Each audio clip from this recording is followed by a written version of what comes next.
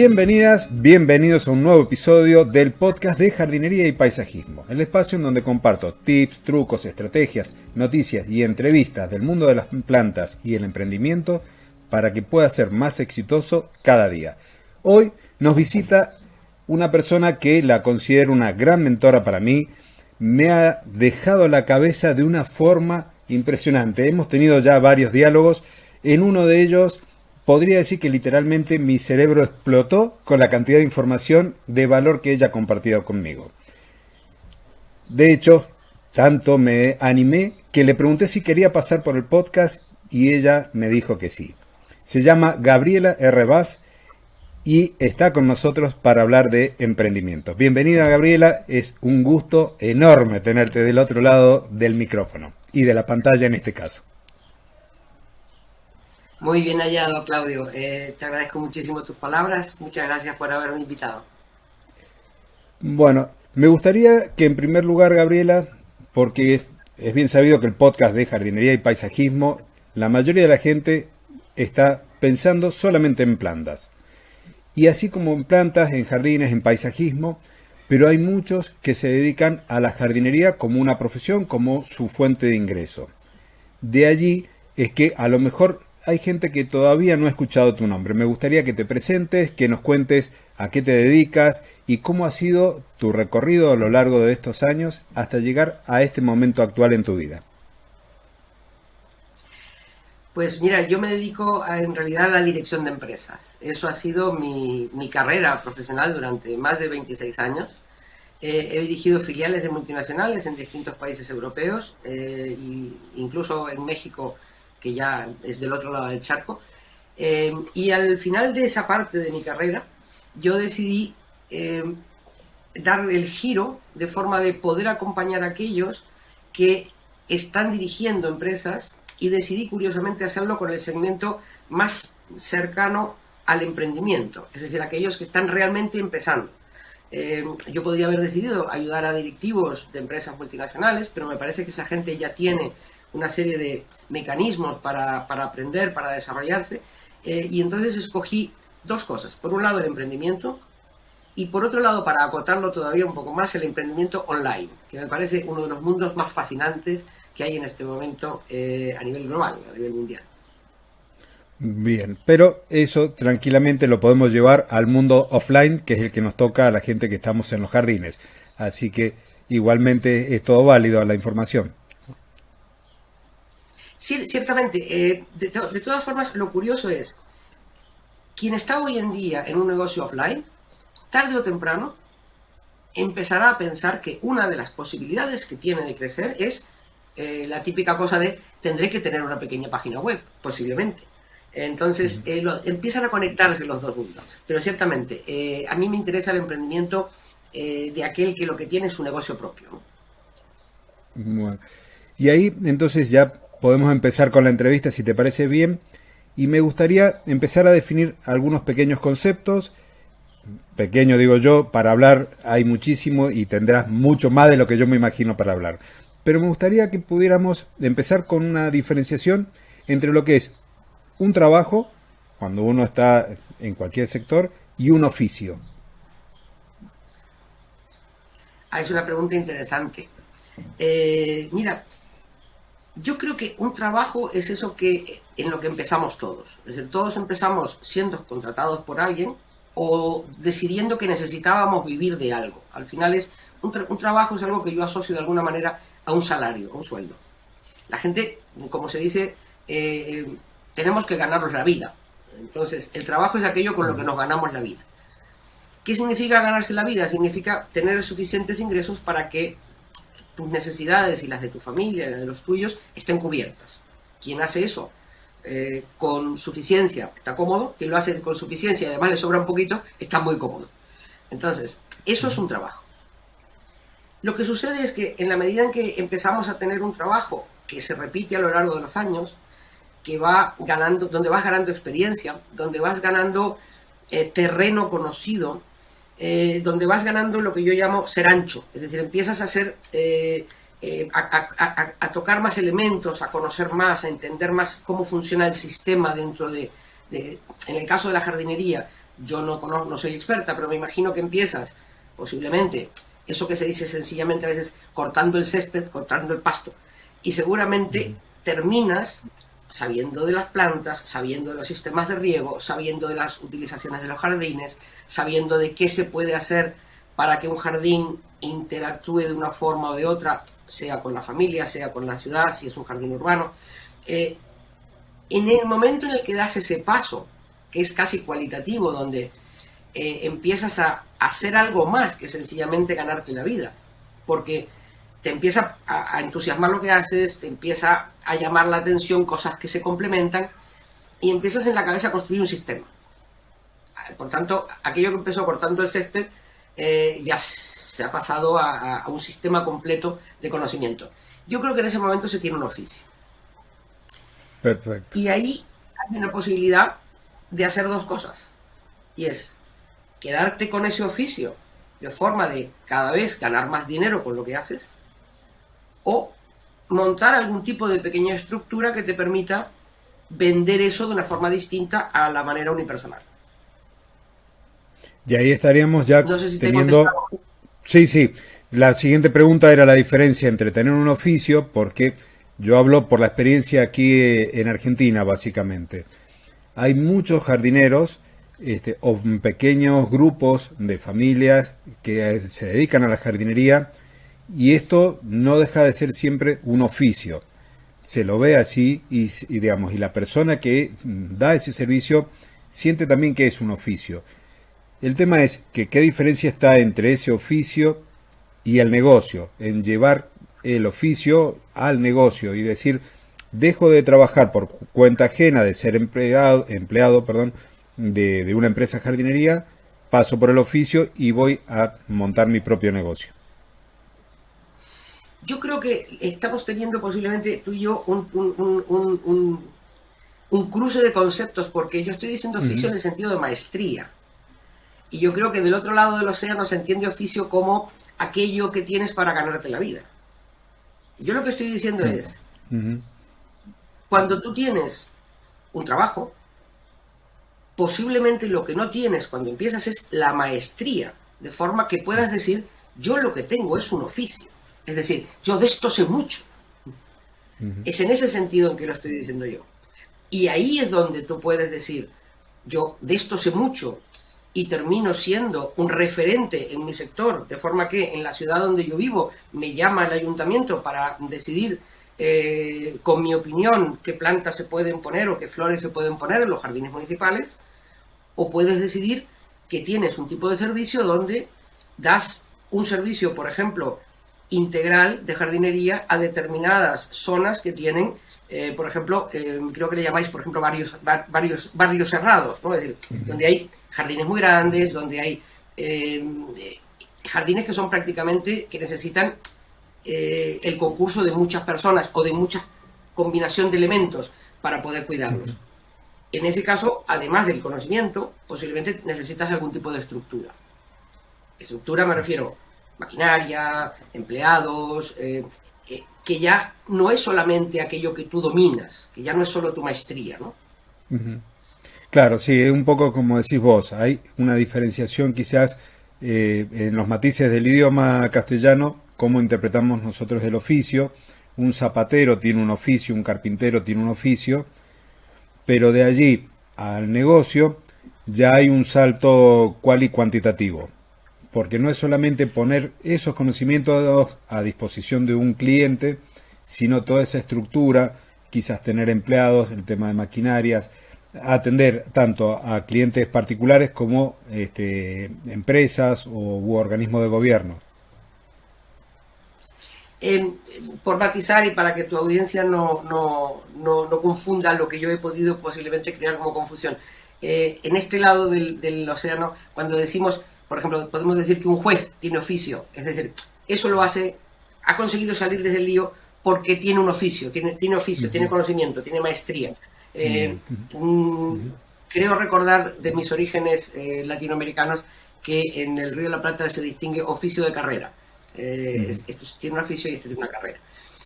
Yo lo que me refiero es que hay una parte donde, y es importante que quien tiene un oficio entienda que puede alcanzar una enorme maestría si desarrolla su conocimiento de lo que está haciendo.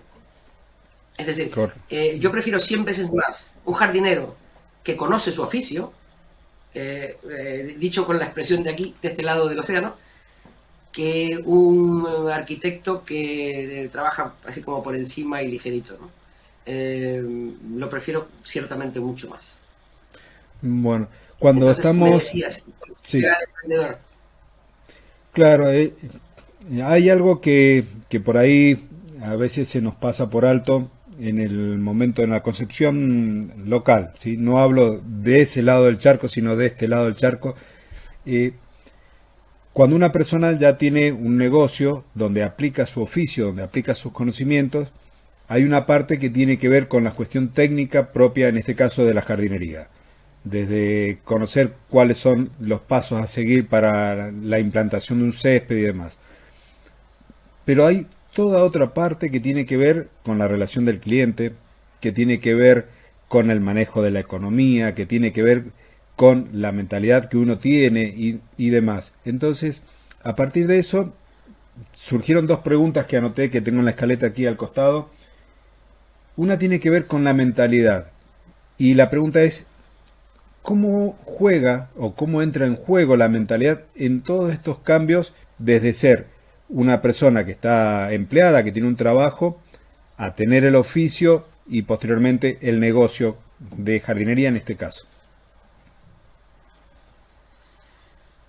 Mira, si estuviéramos teniendo esta conversación en Alemania o en Estados Unidos, seguramente la respuesta sería otra. Pero la estamos teniendo para la Argentina o para América Latina. Y creo que lo primero que yo tengo que decir es que lo primero que hay que cambiar es la concepción que tenemos del dinero. Esa sensación de que, para empezar, el dinero... A veces tenemos la sensación hasta que el dinero es malo, ¿no? Es decir, esto de querer tener dinero es como que no. Hay una especie como de... Yo siempre digo que los latinos tendemos a pensar que el que tiene mucho dinero algo malo habrá hecho, cuando otras sociedades piensan que el que tiene mucho dinero algo bueno habrá hecho, ¿no? Entonces, lo primero que creo que hay que cambiar es la mentalidad que tenemos con respecto al dinero. Y eso implica también la mentalidad, la manera en que nos miramos a nosotros mismos. Y es querer tener un negocio, querer tener algo más allá del sueldo mensual, no solo no es malo, es que es excelente. Es que así es como se genera riqueza en un país. Es decir, cuando alguien decide hacer algo más que sencillamente ganarse el sueldo, sino que dice, hombre, puedo tener una pequeña estructura, puedo tener... y no hace falta tener siempre empleados. Es decir, lo que cambia es la manera en la que se enfoca. Tú has dicho antes el servicio al cliente, por ejemplo. No es lo mismo, yo estoy aquí y usted me paga y yo soy un mandado, que yo estoy aquí y usted y yo, en igualdad de condiciones, vamos a decidir qué es lo mejor para su jardín. Usted porque el jardín es suyo y yo porque soy el experto. Y yo soy yo quien le tengo que decir lo que necesita, lo que le hace falta, cuál es el presupuesto que usted debería tener.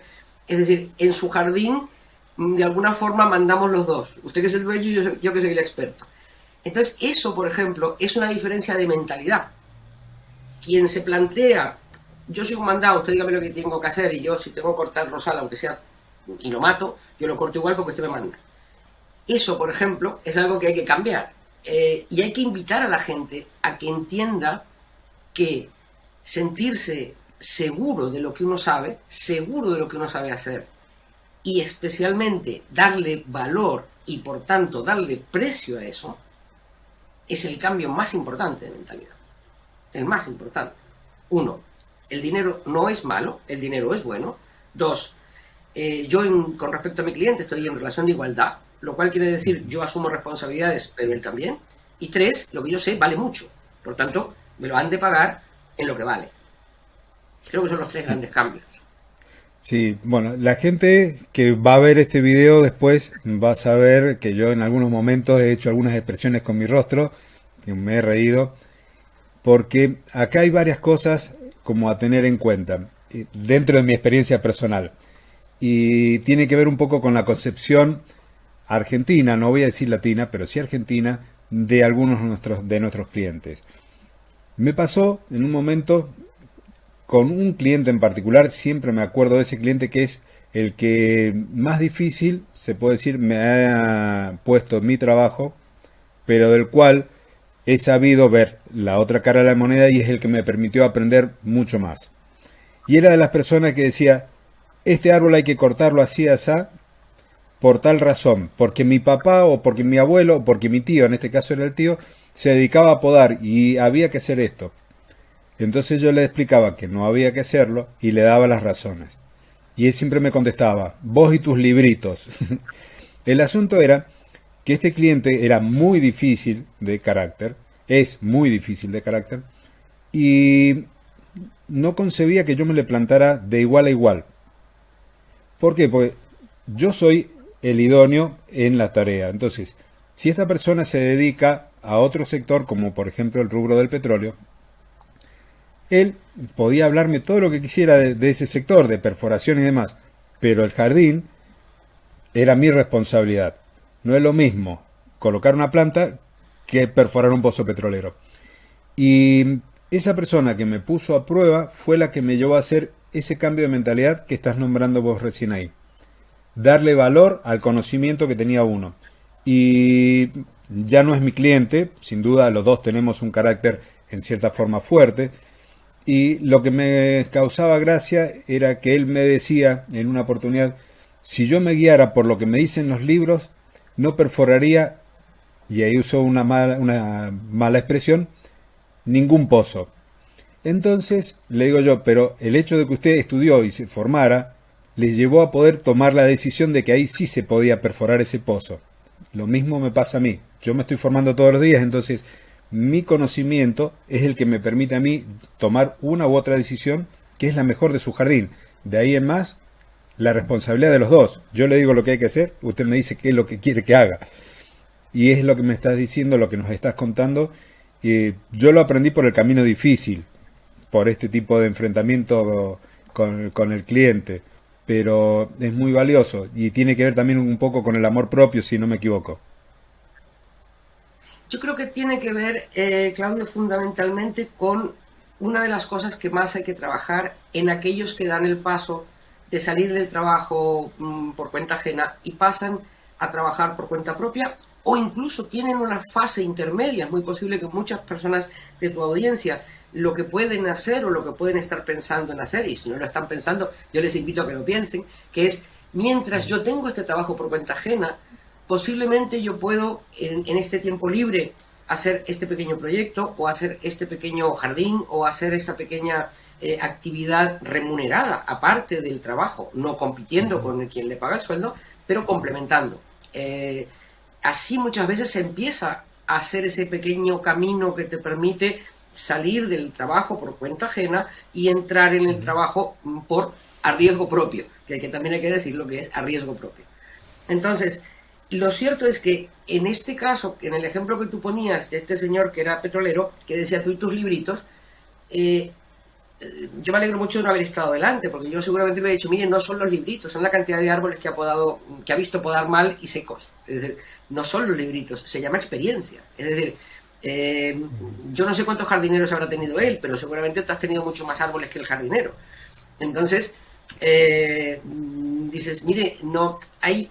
Y ahí es donde hace falta estar seguros nosotros para que el de enfrente perciba que estamos seguros y que asuma el riesgo de que si no le vale, sencillamente nos vamos a dar la vuelta y nos vamos a ir. Con total tranquilidad. Porque si sabemos lo que sabemos hacer, y eso es tener un oficio de este lado del charco, es decir, si somos maestros de lo nuestro, por quitar la palabra oficio ya que no confunda, si somos maestros en lo nuestro, quien nos contrata, lo que está contratando es lo que hemos conseguido archivar de aquí a aquí. Es decir, esto que tenemos aquí. Entonces, de la manera en que yo haya amueblado mi cabeza, tanto para mi oficio como para mí, es lo que el otro está alquilando. Entonces, usted está alquilando lo que yo sé. Si resulta que usted me alquila para que yo piense y cuando le digo lo que tiene que hacer me dice que no, es como si yo entro a un hotel y digo, ay, pero es que aquí hay una cama. Yo lo que quería es que aquí hubiera un tío vivo, una calecita. Dices, no, oiga, es que en los hoteles hay camas, en las habitaciones, no hay calecitas. Entonces, usted no me puede alquilar a mí para que piense y luego decirme que no piense.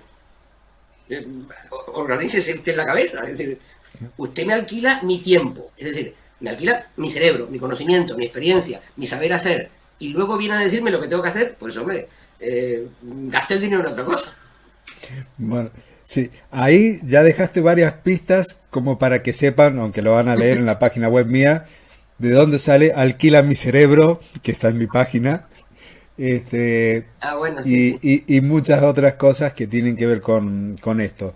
Porque dentro de las cosas que he ido aprendiendo de nuestras charlas es darle valor a las cosas, por ahí tomar en cuenta que muchas de las cuestiones que nosotros ofrecemos a nuestros clientes pueden después también constituirse en un producto en sí mismo.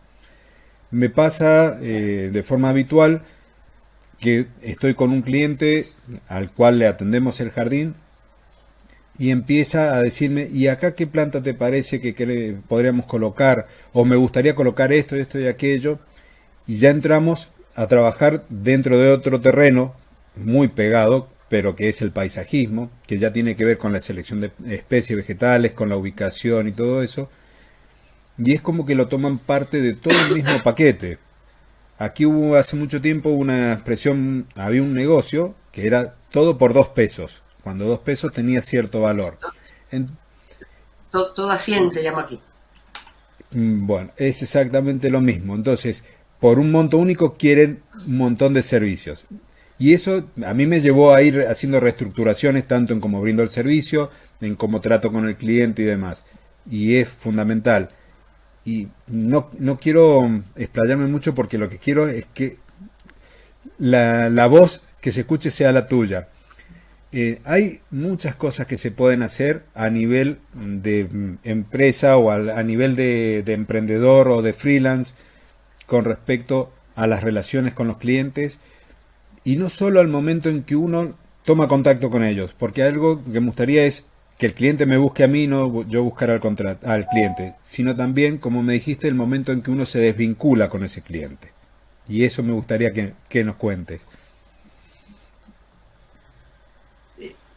Yo voy a retomar un centímetro más atrás, o antes, Sí, perdona, de la pregunta y luego vuelvo a la pregunta, porque una de las cosas que a mí me resulta más importante en sectores como el tuyo, Claudio, es retomar por un momento la invitación a que quien nos está escuchando y se gana la vida dando servicios de jardinería, eh, sea capaz, cuando termine de oír este podcast, de ponerse de pie, mirarse frente al espejo y decir, yo es que soy jardinero.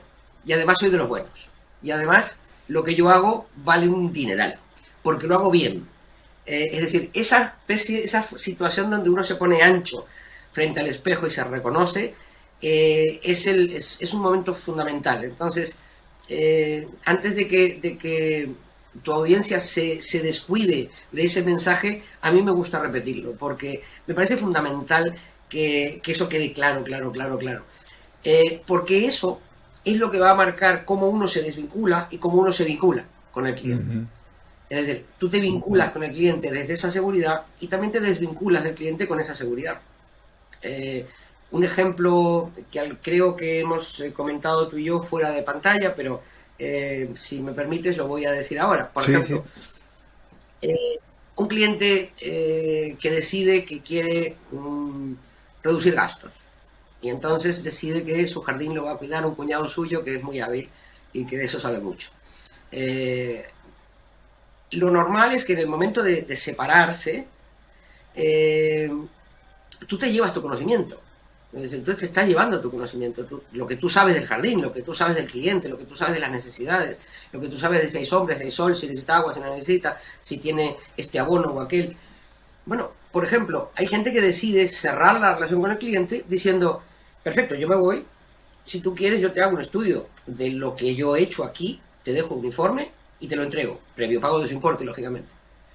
Eh, Me imagino que habrá clientes que dirán, hombre, estupendo, así lo entrego a la empresa de jardinería que venga detrás y no me estropean el jardín y no tienen que volver a aprender todo de nuevo. Eh, y otros dirán que no. No, hombre, no, es que esto no te voy a pagar por esto. Y entonces uno coge la información y se da la vuelta y se va a su casa. Y el día que quieras, lo que yo tengo entre esta parte y esta parte de mi cerebro, me llamas, que mi disco duro no se borra, y yo te volveré a decir lo que tú necesitas, otra vez, previo pago de su importe. Lo que no hay que hacer es regalar el conocimiento. Porque el conocimiento es una moneda de cambio, y a mí es algo que es el siguiente mensaje que me gustaría para los jardineros que mañana se levanten y se miren al espejo así como yo soy jardinero y además sé mucho de lo mío. Me gustaría que supieran que ese yo sé mucho de lo mío es igual a yo tengo barriles de petróleo. Hay uno que tiene barriles de petróleo y hay otro que tiene conocimiento. Los dos venden algo y los dos de igual valor. Tener barriles de petróleo o tener conocimiento profundo de un área, sea la jardinería o la cirugía cardiovascular, me es igual, es indiferente si es jardinería o cirugía cardiovascular. Si usted sabe algo y de eso sabe mucho, usted tiene ahí un pozo de petróleo, porque eso vale una fortuna. Lo que hay que saber es venderlo. Muy bien. Mira, antes yo tengo dos preguntas que dejó Fernando, quien me acompaña en el podcast una vez al mes, pero antes de eso quiero que nos comentes esa expresión que me encanta, amueblar la cabeza. ¿Qué es amueblar la cabeza para Gabriela Vaz? Es una expresión que yo uso muchísimo, tienes razón, es casi es una muletilla adorable. Mira, nadie se imagina que cuando uno está cansado después de una semana de trabajo importante, uno quiere llegar se imagina llegando a casa y uno se imagina un salón, ¿no? Y se imagina un salón que esté cómodo, que tenga un buen sofá, que tenga un sitio donde apoyar el pie, un sitio donde una buena lamparita que no nos den los ojos. Es decir, al final lo que tiene el salón son los muebles adecuados para ese momento en el cual uno se entrega y tiene todo lo que necesita porque es el salón de tu casa, ¿no? En ese momento lo que tú haces es disfrutar de cada una de las piezas que tú has ido poniendo en el salón para que te den un determinado placer, juegan un determinado rol. Es decir, ese salón está amueblado de una determinada manera. Entonces hay salones que son muy pobres, no pobres en el sentido de que los muebles han costado poquito, es pobres en el sentido de que la gente no se ha cuidado lo suficiente para saber qué necesita, y entonces cuando se sienta en el sofá de su propia casa, aunque haya pagado un dineral, está incómodo, no encuentra, y hay otros que están con mayor presupuesto, con menor presupuesto, pero están realmente, cada mueble cumple una función. Eso es tener una casa bien amueblada. La casa bien amueblada es la casa donde cuando tú entras sabes dónde poner el paraguas y cuando te tumbas sabes dónde poner el pie. Puedes pagar un mueble más barato o más caro, es lo mismo. En el fondo una cabeza bien amueblada es algo muy parecido. Es una cabeza a la que le has ido poniendo los elementos necesarios para que en las distintas circunstancias sepas y tengas los elementos para poder enfrentar la situación que te toca con serenidad, con un cierto saber hacer, con una cierta disciplina mental, con una cierta organización emocional incluso. Para mí eso es una cabeza bien amueblada, una cabeza que tiene los recursos necesarios para que nada te haga caer ni nada te haga levantar los pies del suelo y encontrarte volando como una cometa, ¿no? Es decir, con los pies en el suelo, pudiendo resolver las circunstancias que la vida te presenta con serenidad y con una cierta disciplina. Yo creo que eso es lo que para mí por lo menos es una cabeza bien amueblada. Clarísimo. Una expresión curiosa. Bueno, y ahora sí, paso a las preguntas de Fernando. La primera es, si todas las personas son adecuadas para emprender con el debido conocimiento, o si emprender responde más a un tipo de persona con algunas características concretas.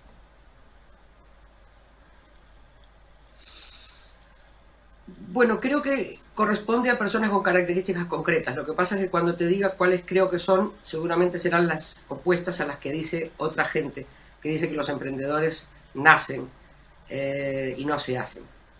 El mercado dice que el emprendedor nace y se refiere a una gente como muy iluminada, como muy visionaria, que vive de su pasión, una cantidad de cosas rarísimas, que parece como una telenovela pero muy mezclada como un cóctel, ¿no? Yo creo que en realidad el emprendedor que tiene características que le permiten vivir, es decir, sobrevivir, pasar los primeros años y durar en el tiempo, sí que tiene que tener determinadas cosas, pero esas cosas son como las básicas de toda la vida. Es decir, tiene que tener disciplina, tiene que tener el carácter lo suficientemente forjado como para que si se encuentra un tonto por el camino no le haga trastabillar. Tiene que tener mucho tesón, tiene que tener mucha paciencia, tiene que tener una enorme perseverancia. Y todo esto que acabo de decir no se parece en nada a ser un iluminado y tener una visión y una misión y una pasión. Esto es el padre de Manolito, el de Mafalda, el del almacén.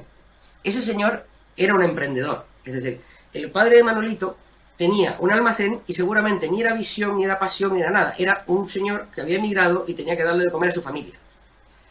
Y allí estaba Manolito subido al cajón mientras su padre despachaba.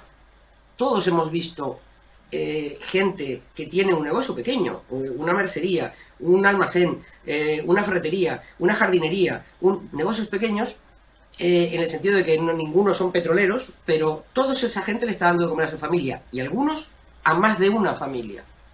Entonces, tiene que tener esas cosas: perseverancia, disciplina, mucho tesón, mucha paciencia, porque el mundo está lleno de tontos. Es decir, entonces te los encuentras continuamente, se cruzan, no lo puedes evitar. Y porque los proyectos los vemos de una manera y suceden de otra. Entonces, si no tienes ninguna de esas cosas, no emprendas.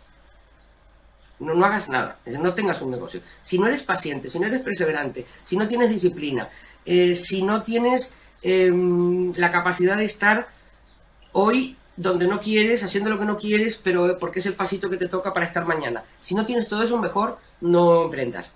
Ahora, si no tienes todo eso, tampoco te va a salir muy bien la vida con un sueldo por cuenta ajena, pero bueno, eso ya es un problema aparte. Exacto, sí.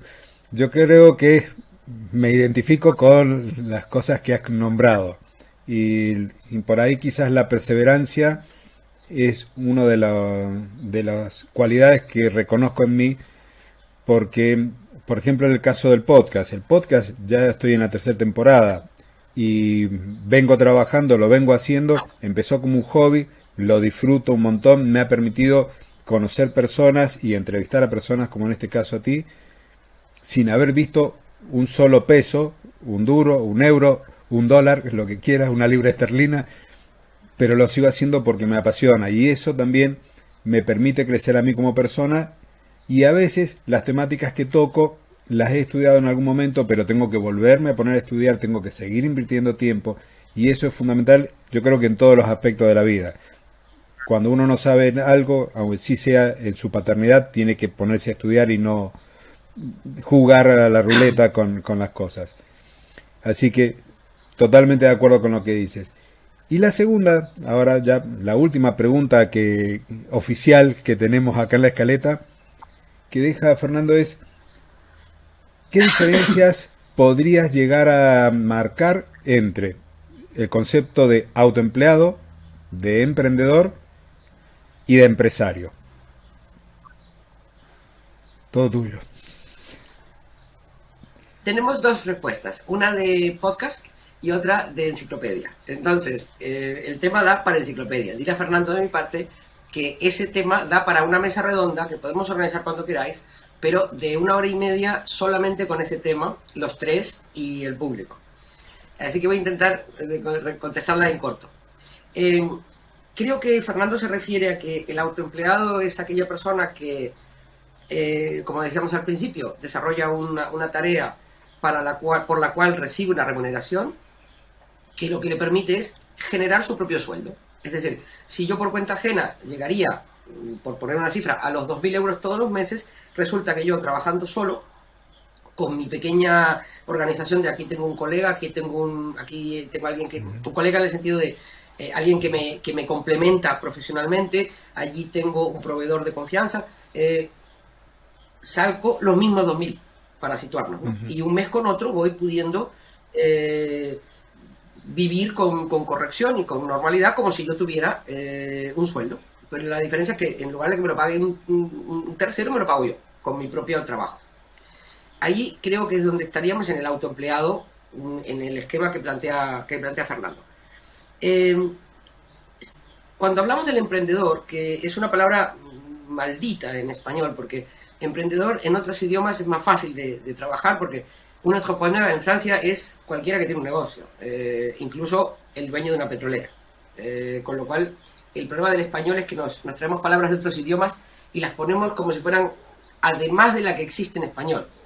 Entonces, emprendedor y empresario en Francia son equivalentes, son sinónimos. En español no.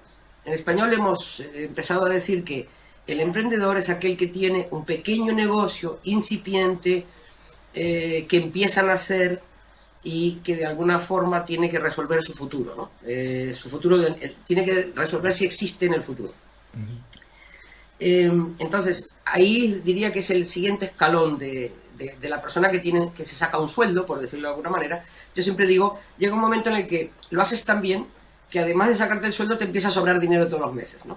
Entonces te sobra ya un poquito más que para ahorrar. Y te das cuenta que de pronto dices, ay, me saco ya no 2.000, sino 4.500. Y resulta que con 4.000 ya vivimos nosotros estupendos. Ahora con estos 500, ¿qué hago? Y con esos 500 empiezas a comprar una máquina, hago no sé qué, edito un catálogo, hago una publicidad. Y entonces estás pasando de sencillamente el sueldo a decir, a ver si esto crece, a ver si consigo que esto se amplíe, a ver si hago mancha de aceite, a ver si voy aumentando, a ver si voy... Y en ese momento es donde yo creo que hay el primer cambio de sombrero, que no obligatoriamente de mentalidad. El primer cambio de sombrero de soy autoempleado a soy emprendedor. Y yo creo que el paso último es si aquello realmente tiene una dimensión importante, si aquello realmente empieza a generar mucho volumen de negocio, posiblemente termina siendo un empresario. Pero yo me quedo más cómoda si la palabra empresario la dejamos apartada. Porque tenemos demasiada gente que tiene una sociedad limitada o una sociedad anónima o una estructura societaria que entiende que por pasar por el notario automáticamente son empresarios. Y esa gente es peligrosa. Prefiero que nos quedemos con el emprendedor y el autoempleado, y el empresario ya lo tocamos otro día con la enciclopedia. Sí, aquí quizás mientras vos estabas charlando, la diferenciación quizás entre emprendedor y empresario va también con o de la mano de una cuestión de escala. El empresario es como que ya ha logrado montar una estructura mucho más grande, con mayor cantidad de empleados y demás. Esa es por ahí quizás la concepción cotidiana del término, sin entrar en tecnicismos. Entonces, si uno tiene 50 empleados, es empresario. Si tiene 5 empleados, es emprendedor. Pero también es pues por el uso de esos términos. Yo te voy a decir que con eso, yo concretamente con eso discrepo, pero además discrepo muy seriamente. Hay mucha gente que tiene 50 empleados y no son empresarios, es decir, son autoempleados. Aunque tengan 50 empleados, ellos siguen siendo un autoempleado más. Es decir, hay gente que tiene 50 empleados y no podría dejar de ir a su empresa cada día. Porque no tiene la estructura necesaria para que la empresa funcione sin él. Es decir, no podría estar 6 meses sin poner un pie en su oficina, porque no ha delegado, porque no tiene estructura, porque no tiene procesos, porque no tiene automatizaciones, porque no tiene nada. Lo que tiene son los 50 empleados. Muy poco empresario veo ahí. Y sin embargo hay gente que tiene 3 empleados y tiene estructura, procesos, sistemas, absolutamente todo, y aquello funciona como un reloj suizo y tiene 3 empleados. Más empresario es ese que el otro, para mí. Entonces, en más, hay cosas importantes a tener en cuenta. Hoy en día el mundo de Internet, y me permite un segundo poder salir al mundo de Internet, pero posiblemente se da en otros sectores también. En este momento en los Estados Unidos, el 5,7% del Producto Interior Bruto de los Estados Unidos, es decir, de la primera potencia del mundo, la hacen autoempleados, es decir, freelance.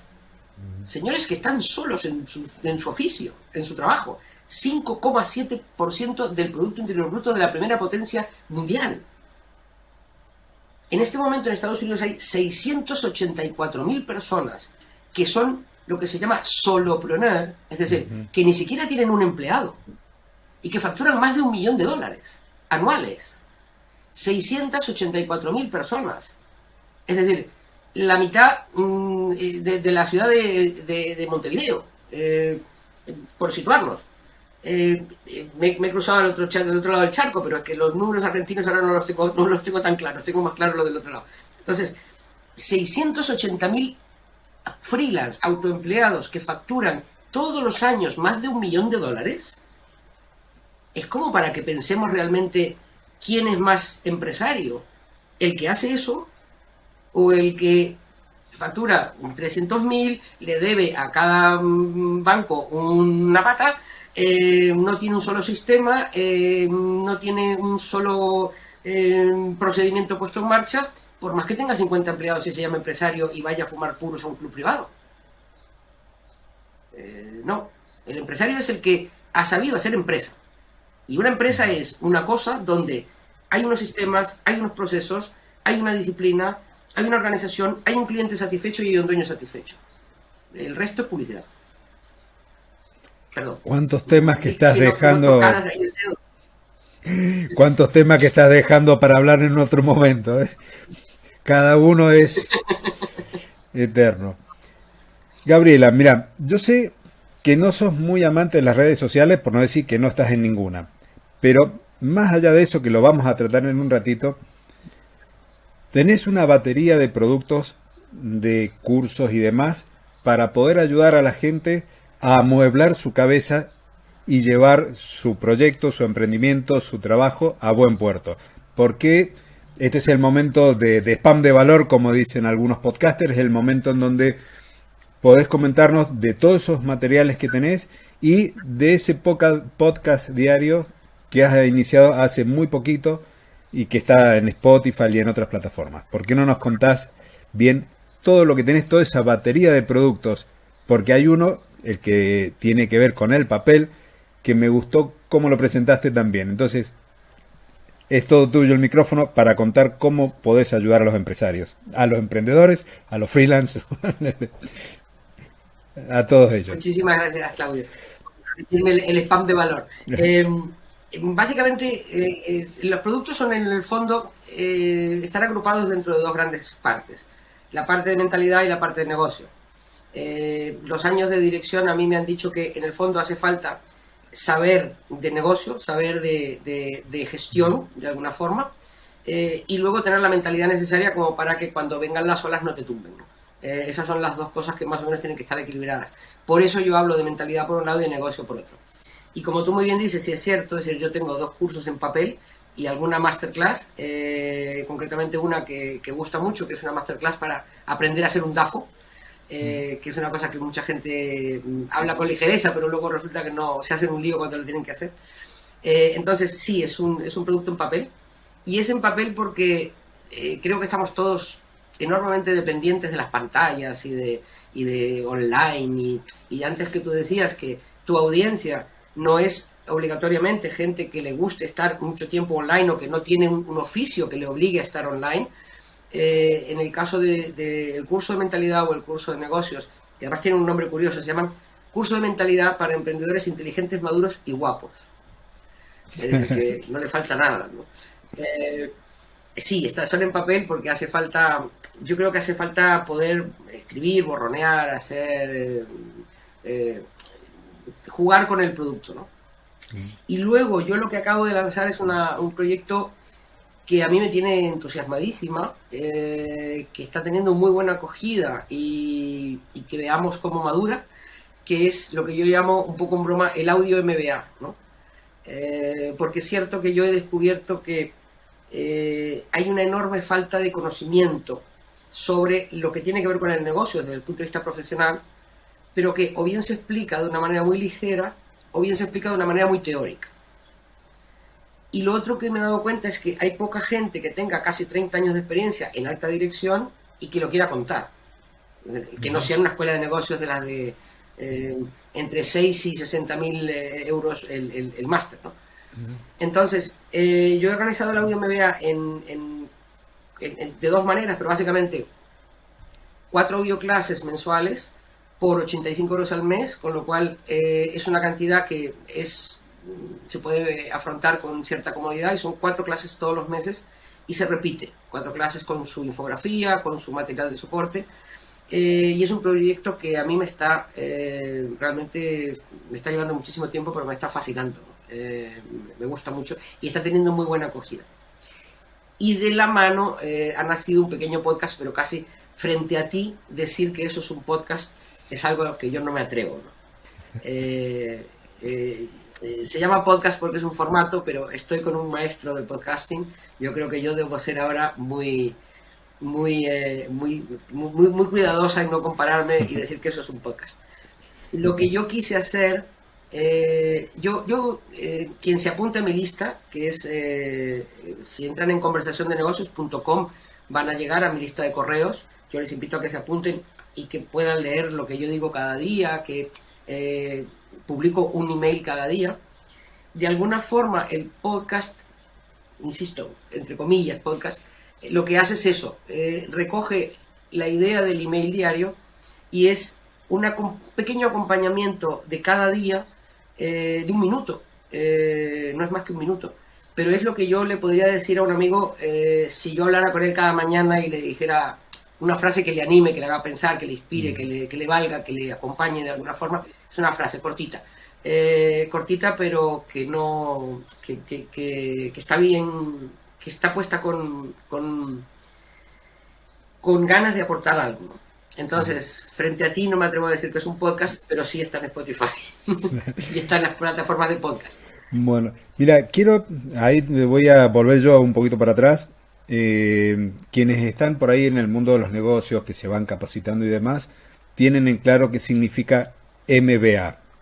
Pero por ahí, cuando estamos muy abocados a los jardines, esas 3 letras suenan un poco a chino. ¿Qué significa MBA en castellano? Ya.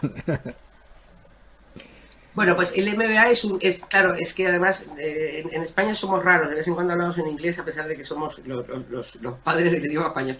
El MBA es la maestría, que se llama del otro lado de allí, la maestría en Administración y Gestión de Negocios. Entonces el Master in Business Administration. Pero para decirlo como se lo diría yo a mi hermano, lo que yo he hecho es poner en audioclases aquello que yo le contaría a alguien que tiene un negocio que necesitara, lo que yo digo, hacer como una transfusión desde mi cabeza a sus orejas, ¿no? Es decir, es como yo enchufo la cabeza y digo, bueno, pues en clases cortitas te voy contando lo que a mí me parece importante. Entonces, por ejemplo, yo te puedo decir, hay una clase sobre cómo delegar, hay otra clase sobre cómo no vender tu tiempo y poder productizar determinadas cosas, sin decir productizar, porque no hace falta decirlo, pero bueno, cómo poder poner precios si tú eres una persona que hasta ahora has sido autoempleado y te vas a lanzar al mercado a vender tus servicios. Y eso se combina con una tercera clase que es, por ejemplo, la importancia de la inteligencia emocional en el negocio. Es decir, en un mes tú recibes 4 clases que tocan como diferentes temas y al mes siguiente recibirás otras 4 clases que tocan otros temas y yo aspiro con toda humildad a que mis 30 años de experiencia puedan aportar a lo largo del tiempo los muebles que pueda yo aportar a la cabeza que quiera recibirlos. Exacto. Sí, ahí tocaste. Es como vender la mueblería por... Claro, los módulos de IKEA famosos van ahí en cada una de esas clases. Sí, me encanta. Tenga usted los muebles de la cabeza en la capota. Claro, el tema de inteligencia emocional. Yo tengo algunos libros ya leídos de ese tema, más lo que aprendí durante mi formación docente. Y creo que es muy importante desarrollarla tanto para el trato con los clientes como con los propios empleados. Se aplica a todos los ámbitos de la vida, pero... Y con uno mismo. Y con uno mismo. Y con uno mismo. Con uno mismo, Claudio. Hay momentos en los que es inevitable, absolutamente inevitable, que la vida 3 o 4 veces te dé la vuelta y te deje tumbado, como decimos aquí, patas arriba. Es inevitable. No hay nadie que pueda decir que la vida no le ha pegado un tortazo que lo ha tumbado.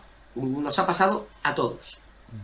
En ese momento, si tú tienes un buen equipaje emocional, consigues salir de una forma y si no lo tienes, sales de otra. Entonces, recordar que como profesionales trabajando, no solamente somos una máquina de producir, sino que también somos una máquina de sentir y de hacer sentir, porque el de enfrente también tiene emociones y ahí se combinan. Es algo que no es para los coaches, es para los directores. Yo he dirigido estructuras grandes, te puedo decir, la más grande, tampoco gigantescas, pero la más grande eran 600 personas. 600 personas ya es un equipo en condiciones. Y yo te puedo asegurar que eso es un cóctel de emociones que si no tienes un poco de training, se te lleva por delante con mucha facilidad. Entonces, la inteligencia emocional es tan importante como la contabilidad. Y hay que hablar de todo. Hay que hablar de todo, muy bien. ¿Nos repetís entonces la página web en donde se pueden suscribir a tu boletín? Es un placer. Conversaciondenegocios.com. Una conversación, varios negocios. Conversaciondenegocios.com. Bueno, eso de todos modos va a quedar en las notas del episodio para que puedan ir. Y además, una de las ideas estas locas que he ido sumando a mis herramientas o a mis muebles dentro de la cabeza han surgido de nuestras charlas con Gabriela, que es mi mentora. Acá hago una confesión frente a la audiencia. La venta de mi tiempo o el alquiler de mi cerebro sale un poco a partir de ella, por no decir todo. Quiero tratar de tener algo de responsabilidad también de mis acciones, pero también desde ahí pueden enlazar directamente con la página de Gabriela y llegar a todo el material que ella comparte a diario, más los cursos en formato papel y en formato audio. Así que, Gabriela, yo te estoy eternamente agradecido y lo agradezco en público porque el valor que me das en cada momento, en cada charla, no tiene precio. Así que muchas gracias. No sé si querés, Muchísimas gracias. no sé si querés agregar algo antes de ir al cierre y a la despedida de este episodio. Yo solamente voy a compartir con tu audiencia una imagen. Durante el confinamiento yo veía por la ventana mi jardín. A mí me acompañó enormemente. Yo quisiera agradecer a los jardineros que son capaces de hacer esa cosa tan bonita y que acompaña tanto. Es importante, muy importante. Bueno, muchísimas gracias por lo que nos toca directamente a nuestra labor. Queda pendiente, te dejo la invitación para otro episodio más adelante, cuando tengas más tiempo también disponible y que nos quieras compartir, para seguir hablando, para seguir conversando de negocios. Así que muchas gracias, Gabriela. Muchísimas gracias. Y nos encontraremos en una nueva oportunidad. Muchas gracias. Y ahora sí, hemos llegado al final de este episodio. Nos estaremos encontrando la semana que viene con un nuevo episodio, un nuevo contenido del podcast de jardinería y paisajismo. Hasta entonces y muchísimas gracias.